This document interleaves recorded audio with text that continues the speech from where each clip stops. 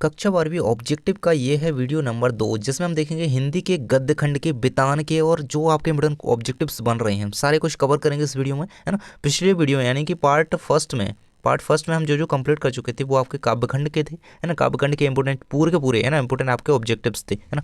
ये पार्ट 2 है। यदि आपको पार्ट फर्स्ट देखना है तो कमेंट की लिंक चेक कर लेना, डिस्क्रिप्शन चेक कर लेना, और ये पीडीएफ कैसे मिलेगा पूरा का पूरा, है ना। पूरा 49 पेज का पीडीएफ है, आपको कैसे मिलेगा, है ना, मैं बताऊंगा आपको। तो आपके अर्धवार्षिक परीक्षा में यही क्वेश्चन आपको आने वाले हैं, बिल्कुल, है ना। देखिए पहला क्वेश्चन आपका इसमें रहेगा, भक्तिन पाठ किस विधा में लिखा गया, तो ये आपका रहेगा संसरणात्मक रेखा चित्र, याद रखेंगे, है ना। रेखा चित्र विधा में ये लिखा गया है ना। अगर संसरणात्मक रेखा चित्र इस तरीके से लिखा हुआ आता है तो यही आंसर लगाइएगा। नेक्स्ट रहेगा जेठोत शब्द का अर्थ क्या है, तो जेठ का पुत्र, है ना, जेठोत जेठ का पुत्र। नेक्स्ट रहेगा भाई आपका भक्तिन का वास्तविक नाम क्या था, बहुत ज्यादा इंपॉर्टेंट क्वेश्चन है। भक्तिन का वास्तविक नाम था लक्ष्मण या लक्ष्मी, है ना, तो लक्ष्मण याद रखिएगा, लक्ष्मण, है ना, लक्ष्मण। नेक्स्ट रहेगा आपका भक्तिन गले में पहनती थी तो मणिमाला, कंठी माला, मंती माला, सोने की माला, तो कंठी माला, है ना, याद रखिएगा, कंठी माला। नेक्स्ट रहेगा महादेवी वर्मा का जन्म कब हुआ था या किस वर्ष हुआ था, तो सन 1907 में, 26 मार्च 1907, याद रखिएगा। नेक्स्ट रहेगा आपका यामा काव्य संग्रह है तो मीराबाई का, सुमित्रानंद पंत का, महादेवी वर्मा का, जयशंकर प्रसाद का। आंसर रहेगा आपका महादेवी वर्मा का, है ना, यामा। नीरजा भी इनकी रचना है। अतीत के चलचित्र हो गए। बाजार दर्शन पाठ के लेखक कौन है, तो यहाँ पे आप सभी को पता होगा जैनेन्द्र कुमार जो है बाजार दर्शन पाठ के लेखक हैं, बिल्कुल याद करते चलिए इन सभी को। परख उपन्यास के लेखक कौन है, तो हजारी प्रसाद द्विवेदी, प्रेमचंद्र, यशपाल, जैनेन्द्र कुमार, जैनेन्द्र कुमार, तो जैनेन्द्र कुमार ही इसका आंसर रहेगा, परख उपन्यास, है ना। नेक्स्ट आपका है बाजार दर्शन पाठ की विधा है तो निबंध, है ना, बाजार दर्शन निबंध है एक।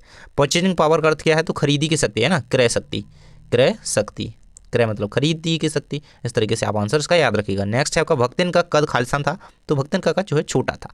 अगला क्वेश्चन आपका दिया है भक्तिन पाठ की लेखिका कौन है, तो आप सभी को पता है महादेवी वर्मा है।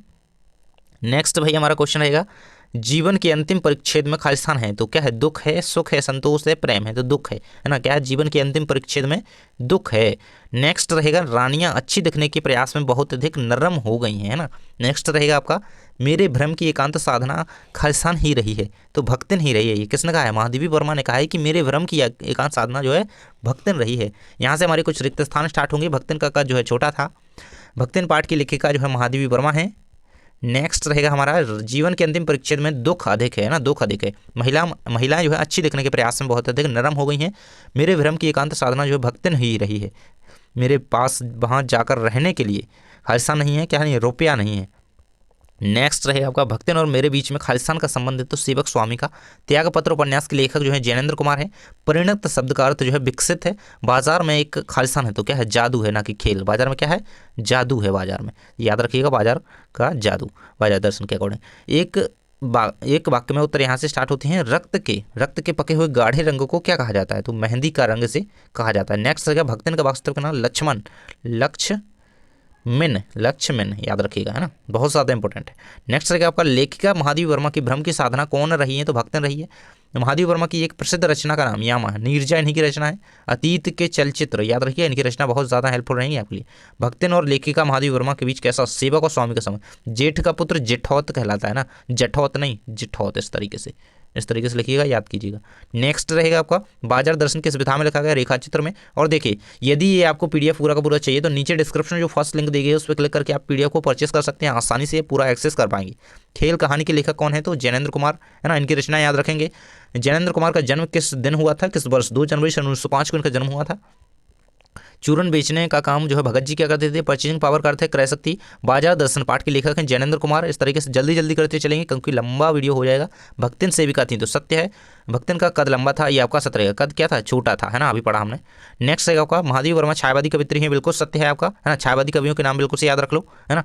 नेक्स्ट रहेगा आपका अतीत के चलचित्र महादेवी वर्मा की रचना है तो बिल्कुल सत्य रहेगा। भक्तिन महादेवी वर्मा का संस्मरणात्मक रेखा चित्र है, बिल्कुल सत्य है। भक्तिन का जीवन संघर्षशील रहा है, सत्य। नेक्स्ट रहेगा भाई हमारा बाजार दर्शन पाठ के रचनाकार महादेवी वर्मा है, असत्य रहेगा, है ना, सॉरी। बाजार दर्शन के जो है कौन है, जैनेन्द्र कुमार है। यहाँ पे क्या महादेवी वर्मा कहा गया इसलिए असत्य रहेगा। खरीदने की शक्ति को ही लेखक ने परचेजिंग पावर कहा है तो ये सत्य रहेगा। त्यागपत्र मनोवैज्ञानिक उपन्यास है, सत्य रहेगा। चलिए बढ़ते हैं आगे। यहाँ पे हमारे बितान भाग 2 के जो इंपॉर्टेंट क्वेश्चन आपके बन रहे हैं, है ना। सिल्वर बैटिंग पार्ट के लेखक कौन है आपके, मनोहर श्याम जोशी, श्याम मनोहर जोशी या फणीश्वर नाथ रेणु मनोहर काम जोशी, है ना, श्याम होगा तो आपका रहेगा मनोहर श्याम जोशी, बिल्कुल से याद रखिएगा, आ नंबर का ऑप्शन मनोहर श्याम जोशी। नेक्स्ट है आपका यशोधर बाबू अपना आभूषण मानते थे तो अपने बालों को। यशोधर बाबू मूलतः रहने वाले थे दिल्ली के, कुमाऊं की, आगरा के, अयोध्या के। कुमाऊं की, आप सभी ने पढ़ा होगा, कुमाऊं आंसर याद रखिएगा। नेक्स्ट है हमारे यशोधर बाबू सर्वप्रथम किस पद पर नियुक्त हुए, तो क्लर्क के पद पर नियुक्त हुए थे यशोधर बाबू। नेक्स्ट है भाई हमारे यशोधर बाबू का पूरा नाम है तो क्या है, वाई डी पंत, याद रखिएगा वाई डी पंत। नेक्स्ट आपका रहेगा यशोधर बाबू किस तरह के जीवन के पक्षधर थे, तो परंपरावादी, है ना। एक अगला क्वेश्चन रहेगा यशोधर बाबू के विवाह की वर्षगांठ थी तो 25वीं, है ना, सिल्वर वेडिंग 25वीं वर्षगांठ को ही कहा जा रहा है, याद रखिएगा। अगला क्वेश्चन आपको रहेगा यशोधर बाबू अपनी पत्नी तथा बच्चों से क्या चाहते थे, तो सम्मान चाहते थे, परंपराओं का पालन, पैसा, मुक्ति, तो परंपराओं का पालन इसका आंसर रहेगा। सम्मान भी इसका आंसर हो सकता है, लेकिन है ना यहाँ पे इन ऑब्जेक्टिव जो ऑप्शंस दिए गए हैं उनके अकॉर्डिंग सम्मान, परंपराओं का पालन यदि कहें पार्ट के अकॉर्डिंग, है ना, इसका थोड़ा आप देख लीजिएगा जरूर से, लेकिन परंपराओं का पालन भी इसका ठीक रहेगा, है ना। नेक्स्ट आपका रहेगा मराठी भाषा में लिखी जूझ कहानी का अनुवाद किसने किया, श्याम मनोहर जोशी ने, ओम थानवी ने, केशव प्रथमवीर, आंसर इसका हो जाएगा आपका केशव प्रथमवीर। नेक्स्ट है आनंद के मराठी अध्यापक का नाम क्या था, तो ना व सौंदलगेकर, है ना, मंत्री मास्टर। नेक्स्ट है आपका कहानी का शीर्षक जूझ का अर्थ क्या है, तो संघर्ष, जूझ का मतलब है संघर्ष। नेक्स्ट है जूझ रचना किस भाषा में लिखी गई, तो मराठी में लिखी गई है, और फिर इसका हिंदी में अनुवाद, है ना, ये मराठी में से लिखा गया आनंद यादव ने, और फिर इसका हिंदी अनुवाद जो है केशव प्रथमवीर ने किया, है ना, केशव ने, ऊपर हमने अभी पढ़ा है केशव प्रथमवीर ने।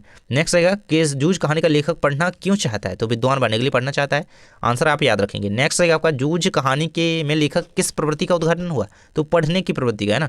नेक्स्ट भाई यहाँ से हमारे कुछ रिक्त स्थान स्टार्ट होंगे। सिल्वर वेडिंग के कथानायक खालिस्तान को अपना आदर्श मानते हैं, तो किसे मानते हैं भाई, तो कृष्णानंद यानी कि किसनदा को अपना आदर्श मानते हैं, किसनदा है, शॉर्ट में किसनदा कहते हैं।